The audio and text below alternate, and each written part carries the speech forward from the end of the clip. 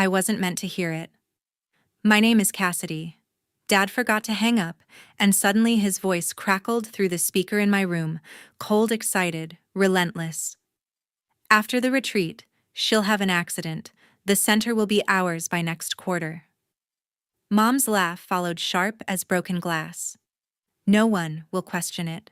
She's old. She's isolated. My pulse hammered against my ribs. They were talking about someone close, someone who owned everything we lived in. I killed the speaker, hands trembling, and dialed the one number I knew would listen.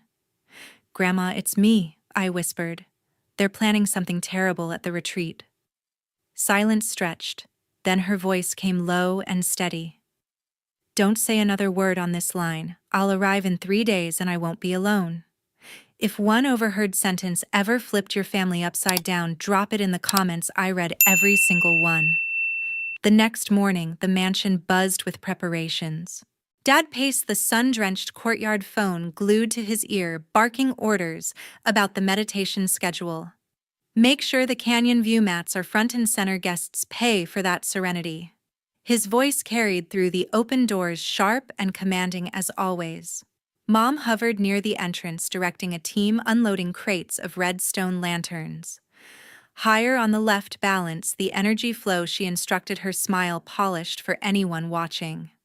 I lingered in the hallway, pretending to scroll through my phone while observing them. The retreat kicked off in 3 days, and every detail had to scream luxury. Dad managed the operational side of Grandma's empire, handling bookings and staff for all 12 centers nationwide. Mom organized the events, turning weekends into sold-out escapes for stressed executives. From the outside, we looked like the perfect extension of the brand: polished, devoted, unbreakable. But after last night, nothing felt solid anymore.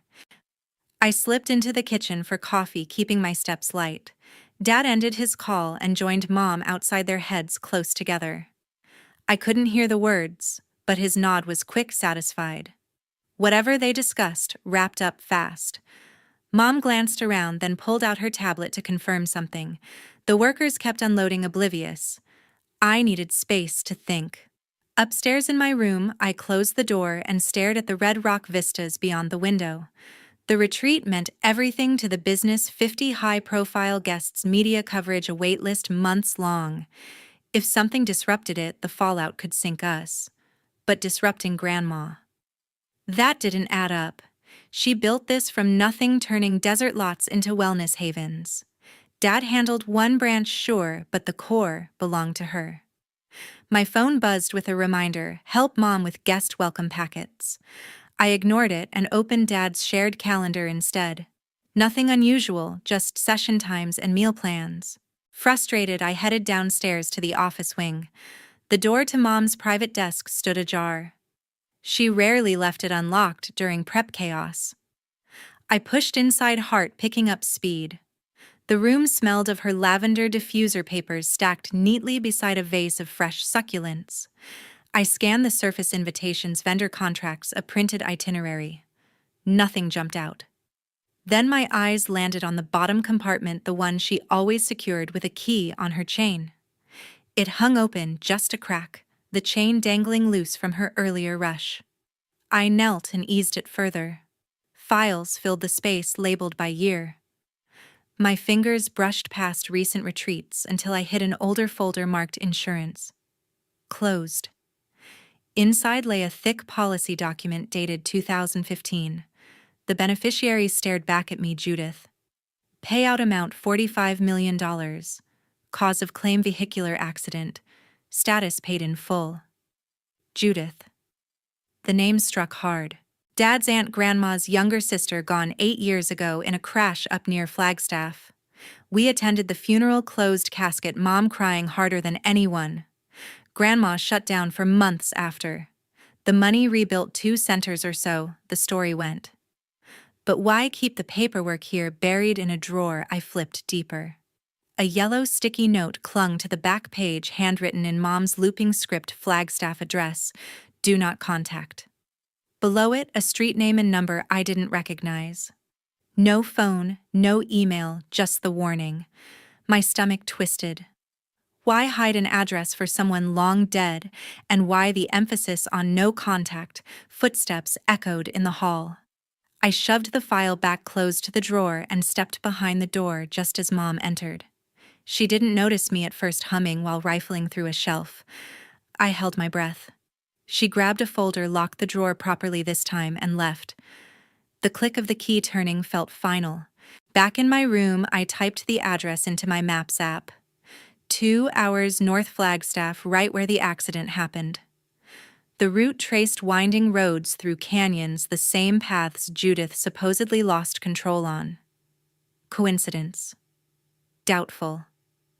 Dad's message from earlier replayed in my mind. Plans for M confirmed, no traces. M for Marilyn. Or something else. I paced, weighing options. Confronting them now would tip my hand. They'd deny everything, lock away whatever else existed. But ignoring this felt impossible. The retreat loomed, guests arriving soon. If Dad's plans involved grandma, time wasn't on my side. By afternoon, the courtyard transformed. Lanterns glowed softly against the stone yoga mats aligned in perfect rows. Dad tested the sound system, his voice booming instructions. Mom arranged crystal bowls for the opening ceremony. I helped carry boxes, smiling when needed, but my thoughts stayed on that sticky note. Dinner passed in a blur of small talk about guest arrivals and weather forecasts. Dad raised a glass to the upcoming success. This retreat will set records, he declared. Mom clinked her water glass against his eyes, sparkling. I excused myself early, claiming a headache. Alone again, I stared at the Flagstaff pin on my phone screen. Driving there tonight meant risking everything, missing prep tomorrow, questions from them. But the address burned in my mind. If Judith's file hid secrets, what else did Grandma's warning echoed arrive in 3 days, not alone? Whatever she brought, I needed more before then. I grabbed my keys, then set them down. Not yet. Rushing blind could ruin any chance of proof. Instead, I opened my laptop and searched public records for the address. Property records showed a small cabin owned by a trust under Marilyn's name. No recent activity. Dead end. Frustration built. I needed inside that drawer again, or better access to Dad's phone, but both stayed close to them now. The retreat schedule demanded constant oversight. Tomorrow brought vendor deliveries at dawn. Opportunities might shrink. I lay awake listening to the house settle. Workers' voices faded outside. Dad's office light flicked off last. The mansion felt alive with secrets, walls holding whispers I couldn't quite catch. That sticky note wasn't random. The insurance payout funded expansions, everyone knew the story. But keeping an address marked "Do Not Contact" for a dead woman that screamed cover-up. Sleep evaded me. By midnight, I crept downstairs. The office door locked this time. I tried the handle anyway, solid. No way in without noise. Defeated, I returned upstairs. The next day blurred into motion. I folded welcome cards, arranged name tags, anything to stay near them without suspicion. Dad reviewed final contracts. Mom finalized the menu. Between tasks, I watched for openings. None came. Evening brought a brief lull. Guests arrived the day after tomorrow. Dad stepped out to meet a late supplier. Mom retreated to her room for a call.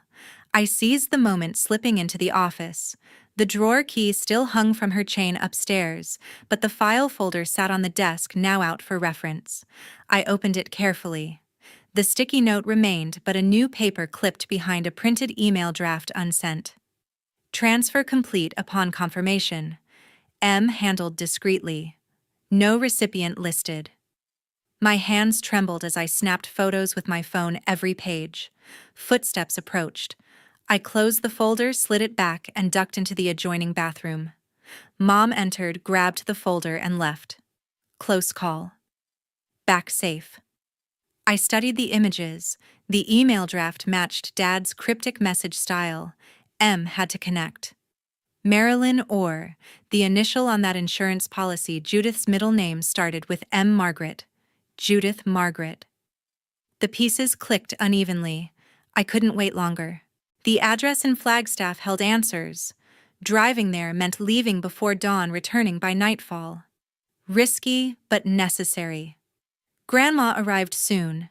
Whatever she planned, I needed leverage. I packed a small bag, water charger, the photos.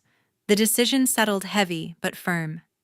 Tomorrow, while they focused on final setups, I'd follow the trail north. No traces, just like Dad wanted. But this time, for the truth. By evening, I couldn't shake the note. The mansion lights dimmed as workers packed up tools, leaving the courtyard quiet under a thin moon. Dad reviewed the final checklists and his office door closed.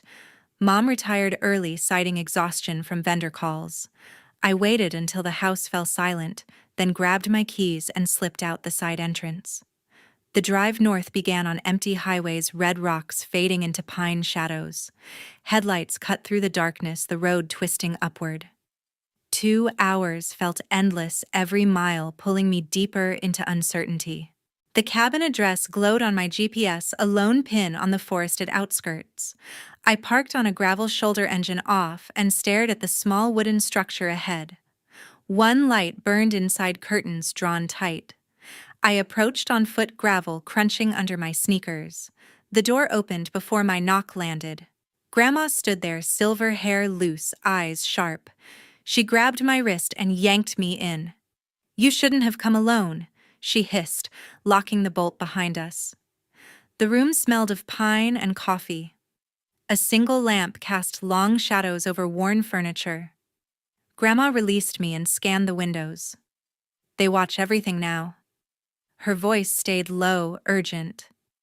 I opened my mouth to explain, but movement from the hallway stopped me. Judith emerged, thinner than memory, her face pale beneath a knit cap. She trembled, clutching a shawl. "They think I'm dead," she whispered, voice cracking. Her eyes darted to the door, then back to me. Grandma guided us to a threadbare couch. Judith sat, knees drawn up. It started after the expansion plans. She began, fingers twisting the fabric. "Your dad needed cash fast." The centers struggled. "He proposed faking my crash insurance would cover the debts." I leaned forward, breath shallow. She continued without pause. "We staged it on that canyon curve. Empty car rolled off the edge. Fire department report listed me inside. Closed casket sealed the lie." Her laugh was bitter, hollow. Grandma paced nearby, arms crossed. "The payout was split 3 ways at first. Me, your parents, a silent partner. But greed grew." Judith nodded. "They cut me out after the funeral. Threatened exposure if I surfaced. I've hidden here since off-grid." Questions flooded my mind. Judith anticipated some. "Bank transfers went through offshore accounts. Your mom handled paperwork. Dad managed the scene." She reached for a water glass, hands unsteady. "I kept records, proof they can't erase." Grandma stopped pacing and retrieved a thick envelope from a drawer. She slid it across the table. "This is what they're using now, but we need more." The packet felt heavy, sealed with tape. Inside lay printed emails, bank statements, and a burner phone. I flipped through the pages. One statement showed recent wires labeled consulting fees. Another email chain discussed finalizing M without details. The burner phone powered on, slowly, screen cracked. Grandma took it, navigated to a saved audio file, and pressed play. A muffled voice crackled, Dad's, distorted but recognizable. "Ensure the route matches last time. No witnesses." Static swallowed the rest, then a second speaker. "Payment upon completion." The clip ended abruptly. Judith wrapped her arms around herself. "That's from last month. They're planning again." Grandma reclaimed the phone. "We have fragments. Enough to suspect, not convict." Her gaze locked on mine. "Your arrival changes things." I set the envelope down, mind racing. The fake crash explained the expansions, the sudden wealth. But targeting Grandma now? The centers thrived. Or did they? Dad's late nights, Mom's stress signs I ignored. Grandma poured tea from a thermos, steam rising. "Drink. You drove far." The warmth steadied me. Judith watched the windows. "They check this place sometimes. Drones, maybe cars." Paranoia laced her words, but evidence backed it. I examined the statements closer. One transfer originated from a center account my name listed as an authorized signer for emergencies. They used my access. Anger flared hot and sudden. Grandma noticed. We confront carefully.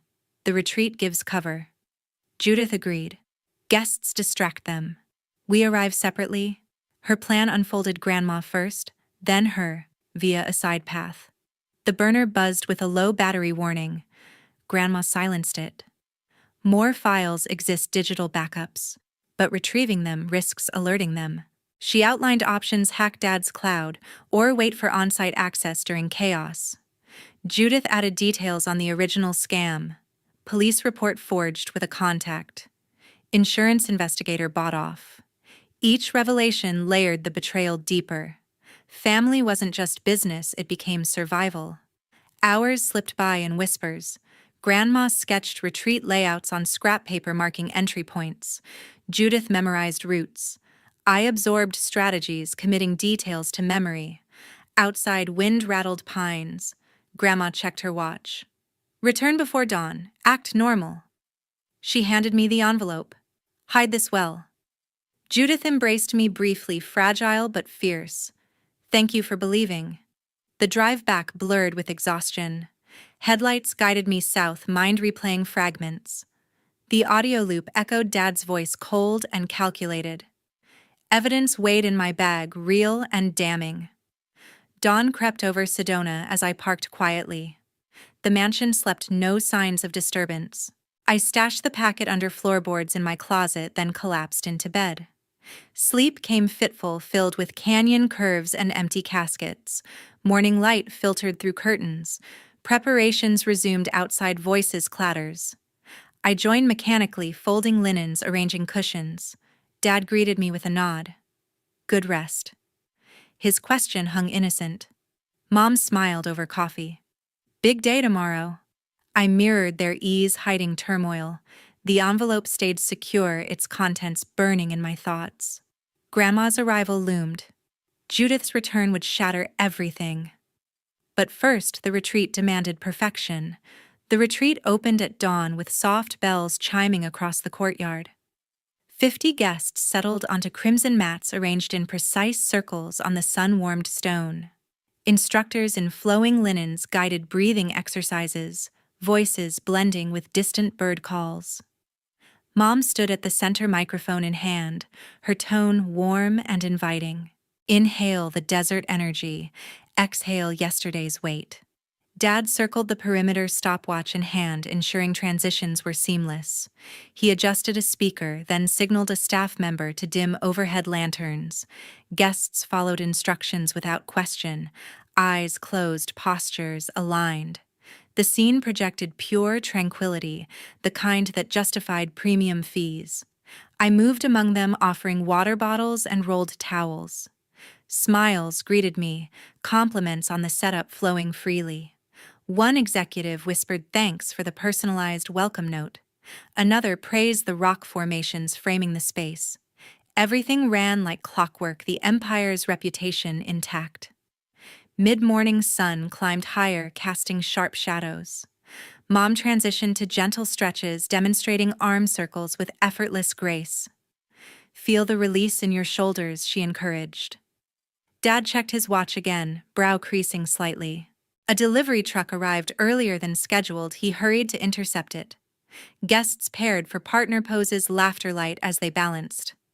I refilled pitchers, staying visible, but detached. The envelope from Grandma remained hidden upstairs, its weight a constant reminder. Her arrival timing was still uncertain, but the day progressed without disruption. A black sedan pulled up to the gate, tires crunching gravel. Security waved it through after a brief exchange. The driver emerged first, opening the rear door.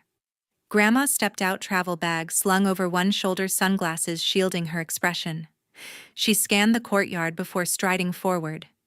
Heads turned subtly. A few guests recognized her from brochures, the founder herself. Whispers rippled through the crowd. Mom paused mid-instruction, her smile freezing. Mother, you're early, she called, voice pitched slightly higher than usual. Grandma ignored the greeting and headed straight for me, enveloping me in a firm hug, lips near my ear. "Where's your father?" The question carried urgency beneath the affection. I pulled back slightly, handling a delivery out back. Dad appeared moments later, wiping hands on a cloth.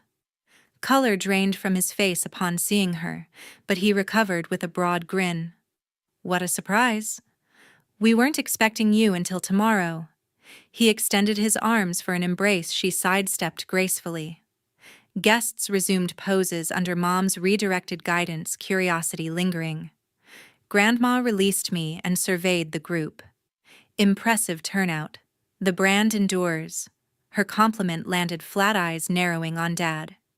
He gestured toward the main building. "Let's get you settled." Mom joined them, linking an arm through Grandma's. "Your suite overlooks the best vista. Fresh linens, essential oils." The trio moved inside, conversation muffled.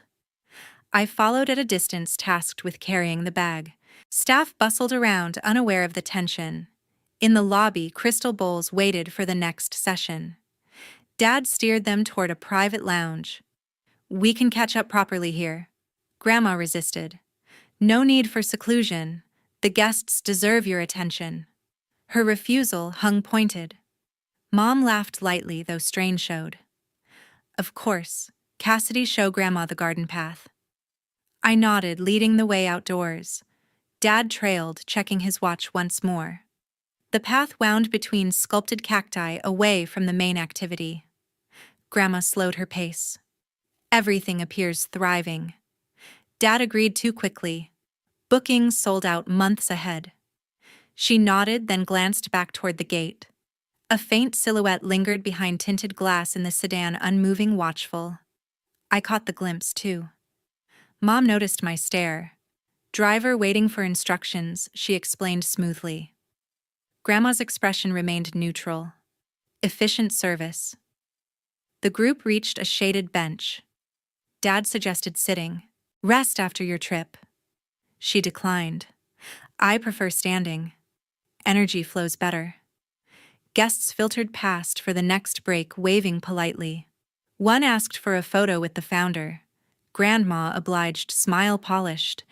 Dad hovered, guiding her away afterward. Lunch preparations were underway in the dining pavilion, organic spreads, infused waters. Mom excused herself to oversee plating. Plates must align perfectly. Dad lingered with Grandma near the entrance. Any special requests? His offer sounded routine. "None," she replied. The sedan door opened briefly outside, then closed. The figure stayed obscured. Dad's phone buzzed. He stepped aside to answer. Grandma watched him intently. I distributed menus, keeping close. Guests praised the ambiance, snapping pictures. The retreat hummed with positive energy, reviews already glowing on apps. Dad returned, pocketing the device. All set for afternoon sessions. Grandma nodded toward the vehicle. "Your companion joins us." Dad hesitated. "Just the driver. Resting." Her eyes lingered on the glass. The silhouette shifted slightly, features still hidden. Mom reappeared, apron removed. "Tables ready." "Shall we?" The four walked together, Grandma between my parents.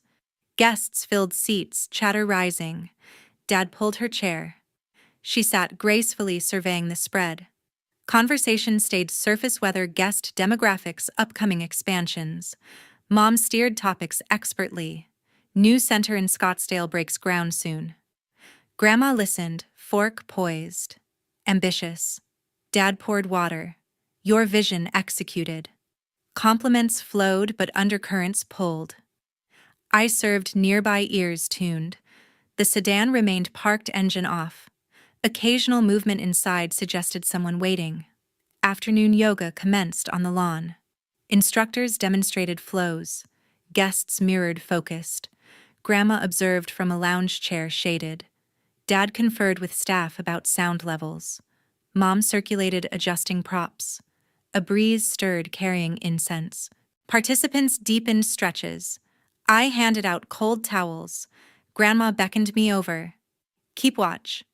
She murmured, her gaze fixed on the gate area. Dad approached, offering a smoothie. Hydration is key in this heat. She accepted, sipping slowly. Mom joined, praising participant engagement. Record satisfaction scores. Pride was evident, but eyes flicked nervously. The silhouette in the car leaned forward, then settled back. Sun glinted off the windows, concealing details. Grandma set her drink down. Impressive operation. Dad beamed. Team effort. Sessions continued seamlessly. Guests rotated through workshops, sound healing, guided visualization. Mom led a breathing circle, voice soothing. Dad monitored timers, transitions crisp. Grandma rose, occasionally strolling the edges. Her presence elevated the event, guests seeking advice. She dispensed wisdom briefly, always returning to observation. The vehicle stayed stationary, driver patient. Evening approached, golden light, bathing stones. Final activities wrapped. Guests applauded instructors. Mom announced dinner seating. Dad coordinated cleanup crews. Grandma stood near the path. Productive day. Her tone approved, but eyes searched. The sedan door cracked open again, a hand visible, then shut. Suspense built silently. I cleared mats, stacking them neatly. Parents conferred, nearby voices low. Grandma approached me. Ready for tomorrow? The question layered. I nodded. The dinner bell rang. Guests headed inside. The four lingered outside briefly. Dad locked the gate remotely. Mom smoothed her outfit. Grandma glanced once more at the car, shadow unmistakable behind glass. The final group meditation began at sunset. Participants formed a wide circle on the cooled stone cushions arranged evenly. Instructors dimmed lights, leaving only flickering torch flames. Mom sat cross-legged at the front, eyes closed, guiding rhythmic chants. Breathe in peace, release attachment. Dad positioned himself opposite, notebook on his lap, monitoring engagement. Guests mirrored his posture, hands resting, palms up. The air carried sage smoke, voices blending in low hums. Grandma took a spot near the edge, serene yet alert. I knelt behind a low-wall phone, ready in my pocket. The envelope remained upstairs, but digital copies were transferred. Tension built as chants deepened. Mom's guidance continued without pause. Visualize roots grounding into the earth. Dad shifted slightly, glancing at his device. A message flashed, he silenced it quickly. Guests stayed, immersed, unaware. Grandma's eyes opened briefly, meeting mine across the circle. A subtle nod signaled me to proceed. I connected a small speaker to my phone, starting at low volume. The hum masked initial static. Then Dad's voice emerged, slightly distorted yet audible. Make sure the car loses control on the canyon road after the retreat. Gasps rippled outward. He bolted upright. That's edited. His shout shattered the calm. Participants stirred, confusion spreading. Mom's eyes snapped open, face paling. Turn it off, she demanded sharply. The recording continued despite his protest. A second speaker responded. Confirmation received. Discreet execution. Static cut it short. I stopped playback, standing slowly. Silence blanketed the circle. Judith entered from the rear door, silhouetted against fading light. She trembled but stepped forward. I was supposed to be in that car 8 years ago. Her words carried steadily across the stone. Mom dropped the meditation bell, metal clanging loudly near Dad's feet. Guests murmured, some reaching for phones. He lunged toward me. Give that here. I stepped back, holding firm. Grandma rose smoothly. Enough games. Her authority froze him mid-stride. Judith moved to the circle's edge. The crash never happened. Empty vehicle, staged scene. Dad's hands clenched. Lies. She's delusional. Mom knelt to retrieve the bell, fingers shaking. This disrupts everything, she muttered. Participants edged back, forming a loose barrier. I addressed the circle. I recorded everything since that night. My voice steadied with resolve. Phones captured the scene, flashes sporadic. Dad scanned faces, realizing exposure. Judith explained further. Insurance claimed my life. Funds rebuilt centers. Grandma added weight. Plans evolved. New targets emerged.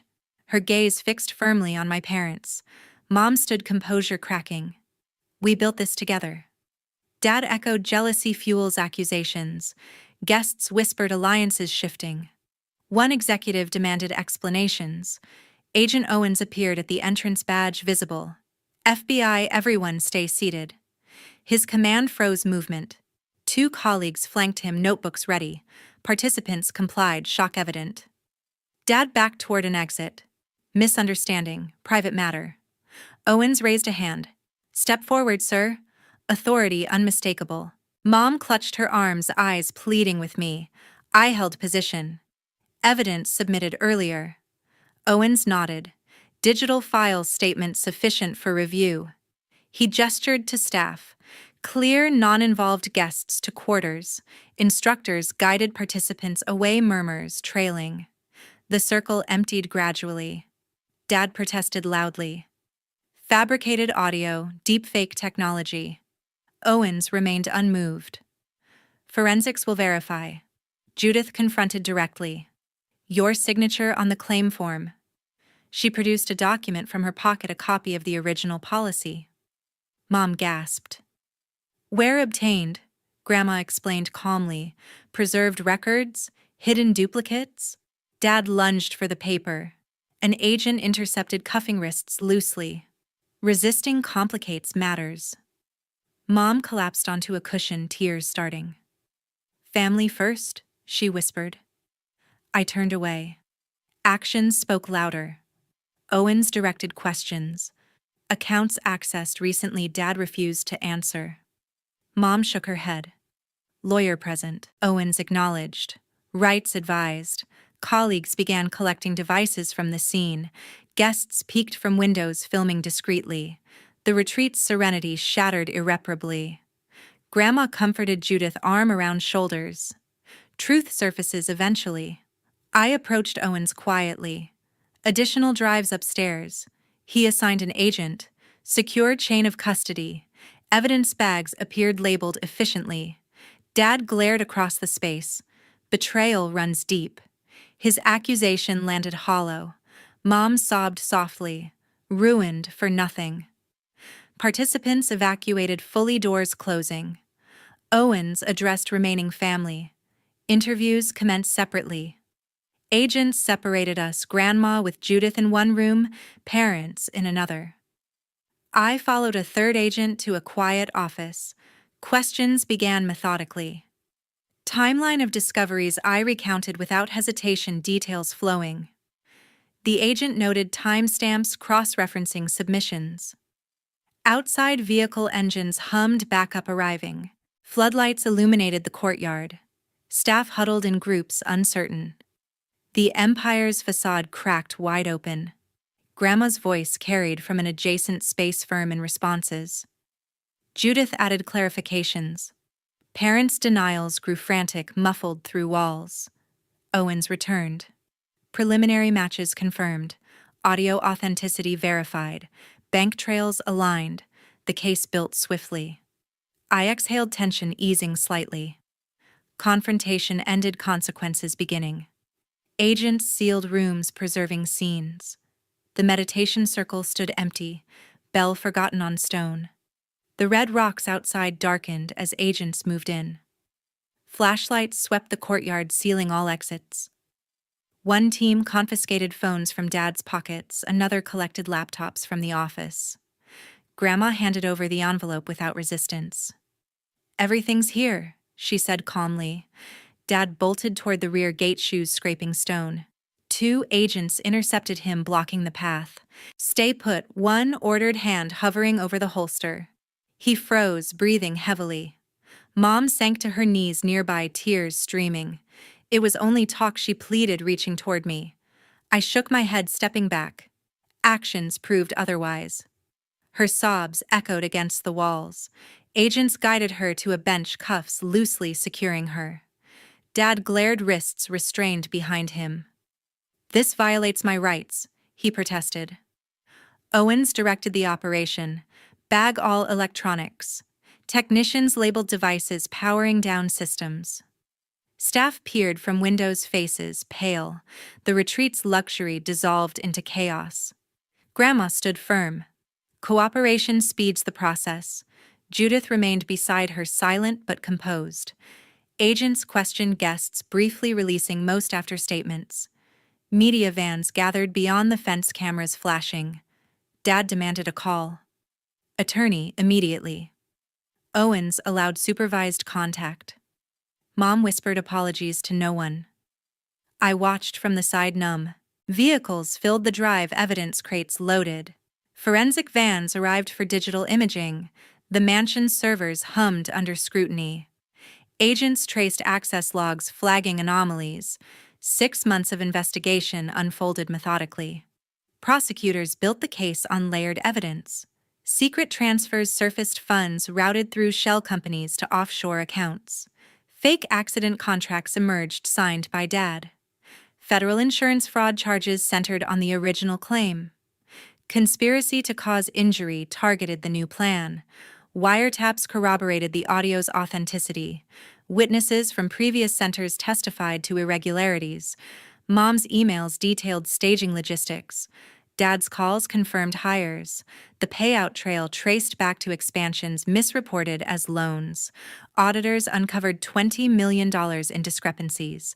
Pre-trial hearings dragged on in the Phoenix courthouse. Dad entered pleas of not guilty. Bail was denied due to flight risk. Mom followed, her voice breaking.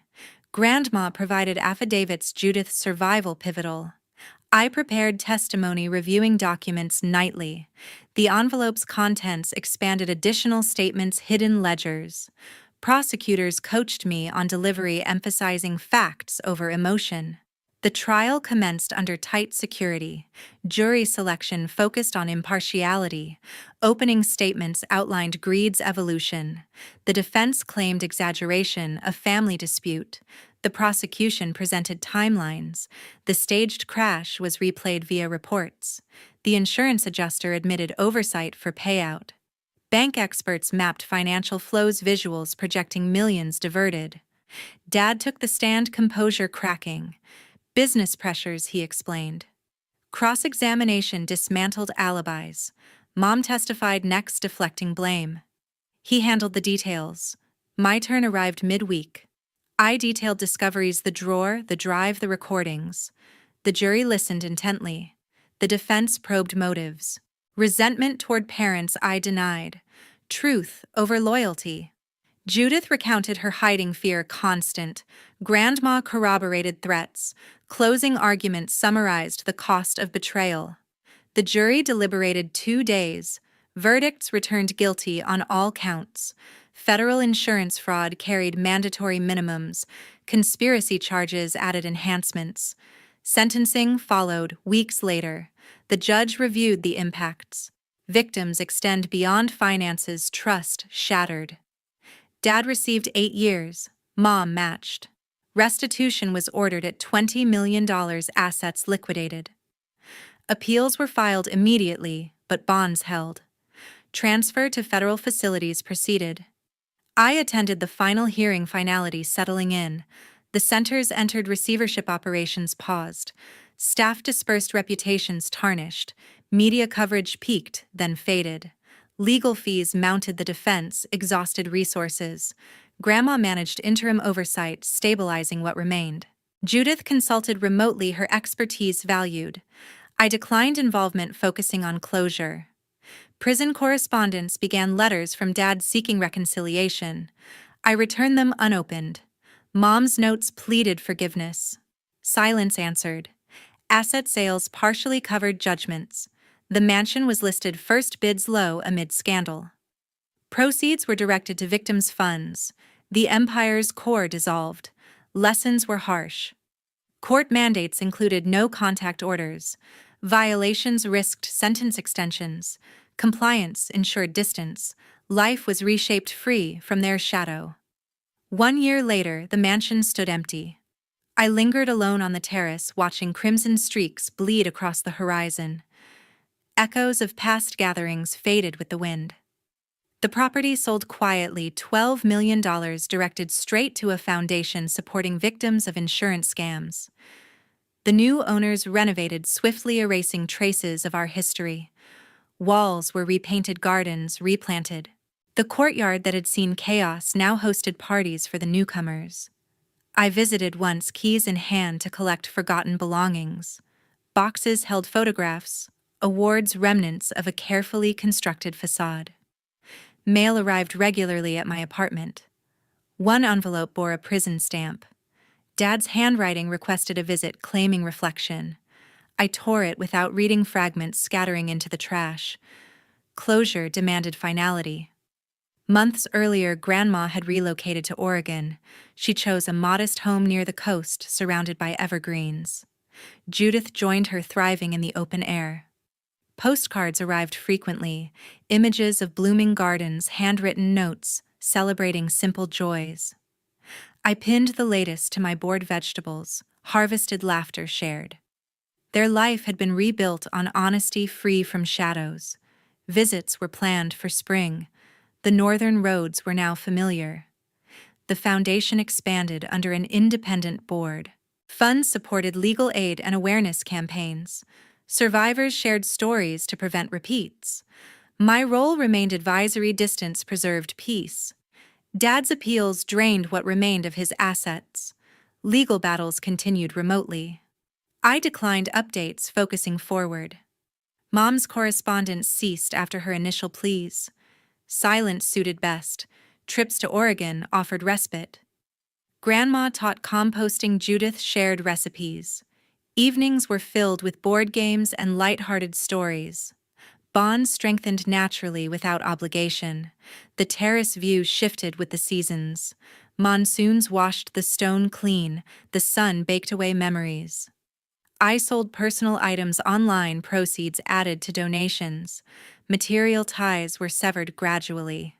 A final walkthrough revealed bare rooms. Echoes of footsteps were mine alone. The sale closed, escrow funds transferred. Victims received checks, gratitude expressed in letters. I drove away without looking back. The road wound through canyons, past sites of old deceptions. Freedom tasted in the open windows, music low and steady. Grandma called weekly. The garden expands, she reported. Judith added details on new plants. Their voices grounded me, reminders of a chosen family. The foundation hosted events, workshops on vigilance. I spoke occasionally, sharing warnings without bitterness. Audiences nodded thoughtfully, questions considered. Dad's name appeared in the news, rarely denials persistent. I skipped articles, redirecting energy forward. Healing required boundaries, not obsession. Oregon welcomed with rain-scented air. Grandma met me at the door, embrace warm. Judith prepared tea. Steam rising. We walked paths lined with herbs, conversation effortless. Nights under the stars clarified priorities. Wealth meant little without integrity. The empire's fall exposed illusions. Rebuilding began small, authentic. One evening, I whispered to the Wind family, "Isn't who shares your blood, it's who earns your trust." The words settled truth, undeniable. I stepped forward, path clear, unburdened.